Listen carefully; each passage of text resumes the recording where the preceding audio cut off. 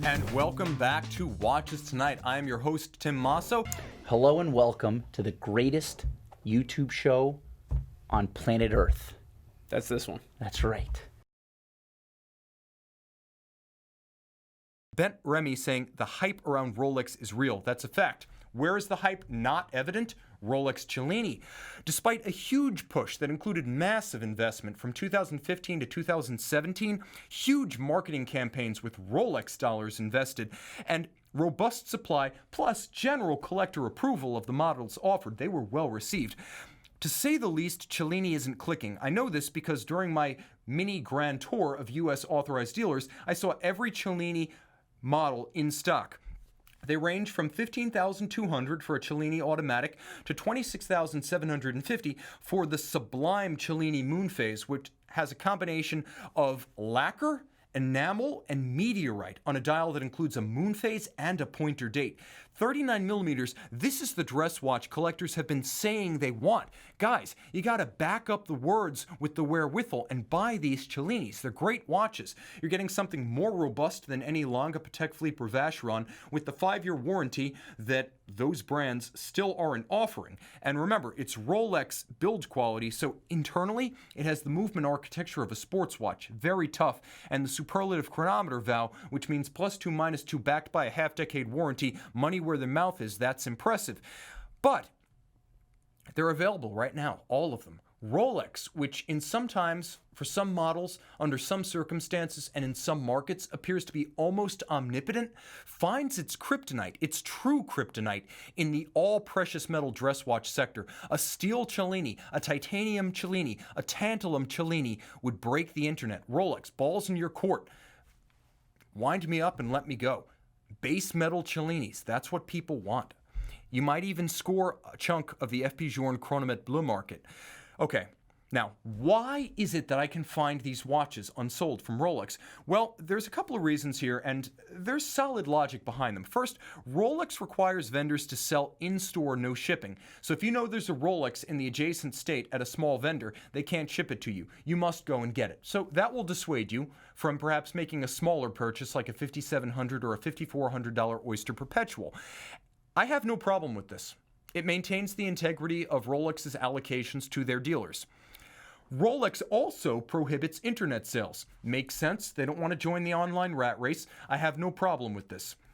Likewise, that helps to prevent transshipping, and it protects the turf of individual dealers in individual regions. They don't have to compete with out-of-state or abroad rivals. Now, Rolex prefers that local dealers only sell to local clients, not even clients who make the trip. They really want local allocation sold locally, even if it's in-store at list price and from an authorized dealer. So that does frustrate the sales, and I'm not sure I think that's a great idea. If a customer's willing to make the trip and support your vendor who's following all the other rules, I do think it would be worthwhile to at least consider encouraging watch tourism to Rolex dealers that could use the business.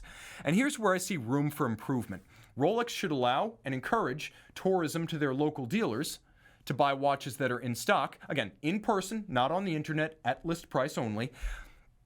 And I think it would be great if Rolex allowed dealers to list online what watches they actually have on their premises. Not to use the stock pictures that Rolex gives them, but to actually use the picture and then note in stock. Like I said, people will buy a ticket and make a short domestic flight to pick up an in-demand Rolex model. A guy who is into a $35,000 gold GMT is easily going to buy a value jet, or I guess the modern equivalent would be JetBlue $400 round trip to pick up that watch. So Rolex, let your smaller dealers that are struggling in smaller markets at least announce to the world what they've got. Come and get it at list price in the boutique the right way. I think that would really help smaller dealers, and it would help to relieve some of the pressure that's creating untenable demand and untenable wait lists for some popular steel watches. I would also say that I need to compare what I saw in smaller stores to online. I know that our business on the online side is doing a brisk business in pre-owned gold Rolex watches. That includes the gold GMTs, the subs, and the Daytonas. They sell easily when people know that they're there. When people don't know, they don't buy. It's as old as retail. A Rolex dealer in a small English Midlands town, a Canadian province, or a U.S. Midwestern region might have the same gold Daytonas that would sell in a New York Minute if they were in dealers within New York. So that's my only point right there. I would also say nobody with the money and the desire knows that it's there unless that person happens to stop in what we'd call uncharitably flyover regions of the United States or Britain or Canada. Do your smaller dealers a favor.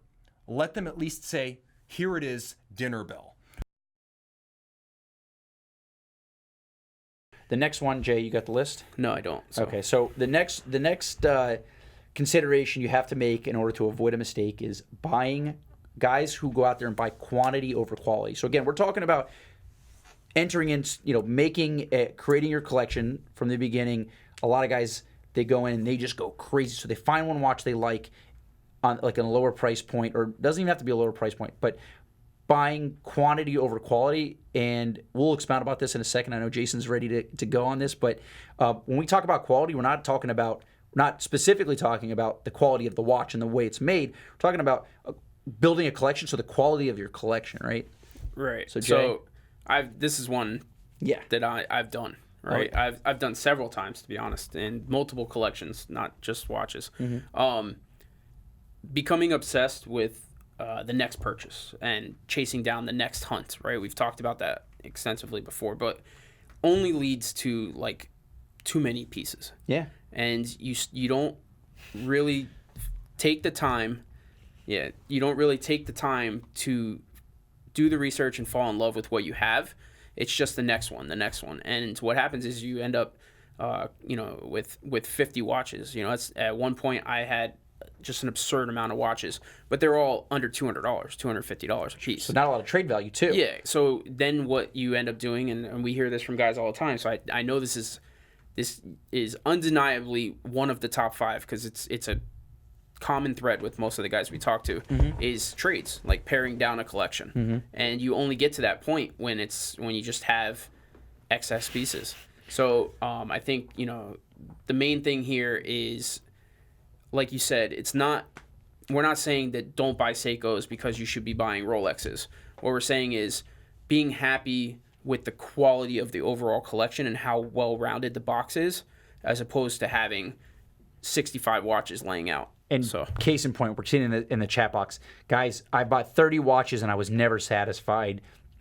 Like, buy 50 Seikos. Right. There's a lot of these guys. I mean, I've done it too, man. So especially when you start out, you don't know what you like. And you have to realize, like, you're when I say you, I mean the general watch guy, the watch buyer, is sick in the head. Like, we all have that, like, collector mentality, right, like that certain completionist aspect of, so, like, for me, when I found a Seiko model that I was really into, I had to have every dial of that.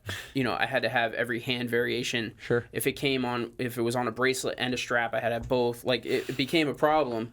Now, I was lucky enough that, they don't have a tremendous amount of trade value, but Seikos are always going to find a home. Sure. So, I was able to get out of them. But, so here, a little bit of personal life here.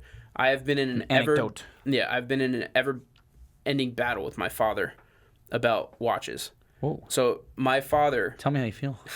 My father has always liked watches, right? So me growing up, he's always had a watch. He's always liked watches. But he likes a lot of watches. He likes having hundreds of watches, and he's always told me, like, oh, my Grail watch is a, like a Omega Seamaster or Omega Planet Ocean. That's eventually a watch he wants to get.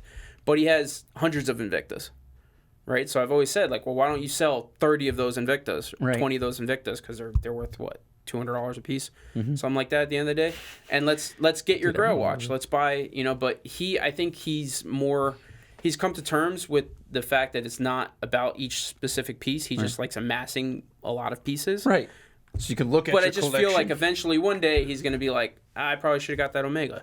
But, I don't know. I think there's a lot of guys that are out there, and it's okay to realize that you messed up, and the right way to go about it is just paring down. I'm loving this chat box right now. These guys are very engaged. Usually they're attacking each other and us, but now they're very engaged in our topic. So what do we get? A guy, Kyle K, says, I have 50 watches, still not enough. A True Lie says, I can see the appeal of buying 50 Seikos. Just don't do it. This is true, man. Yeah. I mean, whatever. Patrick Chip says, 20 watch limit to my collection. I have to sell one to get one, which I'm kind of at that point now. I'm a little under 20 watches. I'm probably at like maybe 7 or 8 good watches that we would say are good or whatever, and then probably as many like watches that I probably can't trade. When I say a good watch, I'm saying a watch that I can probably trade and get some decent value for it. And then there's watches that you sell, and it's like if I sell a watch for $450, like why sell it? Just keep it. So for me, like, even for like if I'm going to get $1,500. rid of something, I have to offset at least a decent amount of what I'm purchasing. Yeah. So earlier today, I was thinking about, you guys know I like the Bulgari, the Finissimo Titanium. That's right. I was kind of like playing with the idea of disappearing my PAM 510 into that watch. But you haven't been wearing it. Yeah, I don't know that it would be enough. It would incentivize me enough to cover the Finissimo. I'd probably just keep the 510 for what it's worth. I think at the end of the day, like, it's probably worth $3,000, $3,200, something like that to a dealer, like, for me to just liquidate it. So I don't know, but you know, even guys like us go through that. Oh, we go back and forth. Should I sell this to get this? Yeah, it's bad. You torture yourself. So. Yeah. But so that's that. So buying quantity over quality. You know, like go slow. Think about what you're doing, and you know, because you're making a commitment. You know, you're spending not a small amount of money on something that you're supposed to enjoy, and if you buy it, and then the only enjoyment you get is actually chasing and buying it, and then it sits in the watch box, I feel like that you can be considered a mistake. And being self-aware enough to know that you're running down that rabbit hole, right? Because I mean, it's probably a little too little, too late, because the guys that are watching this have already made this mistake. Yeah. But we've all been there, man, and just like you gotta. And people do it with stuff that's not cheap too. Like guys go, I need every Rolex, like. And at the end of the day, I mean... Yeah, well, Rolex is easier to get out of. But yeah, if you go out and if you need to build an entire collection of Bulgari, those are great watches, I'm sure, but it's not going to be the easiest thing to kind of pare down if you want to. Yeah, Jason's upset about that one.